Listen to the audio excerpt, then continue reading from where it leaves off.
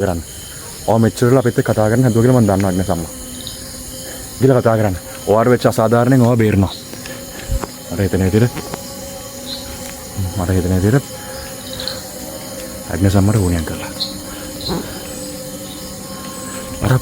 අර නංගිලා ගෙදර දෙහි දාලා දෙනා කිව්වේ. දෙහි ගෙඩි වගේ. වතුරලා. Can be this. ඊට පස්සේ මේමයි සිද්ධිය. ඒ දෙහි ගෙඩි ටික මතුරලා දැම්මට පස්සේ ඒ දවස් ඉඳලා ගෙදර අමුතු ගඳවලනවලු ප්‍රශ්න යනවා. ඊට පස්සේ අන්තිම එක තමයි අපි දැන් මේ ෆුටේජ් එක පේන්න පුළුවන් එක. ඒ ගෙදර පැරනෝමල් ගෙදරක් නෙමෙයි. ප්‍රශ්න තිබිච්ච ගෙදරක් නෙමෙයි. ඒකයි ගෙදර වෙච්ච හැමදේම වගේ පෙන්වන්න බැරි. මම ටිකක් දන්නේ.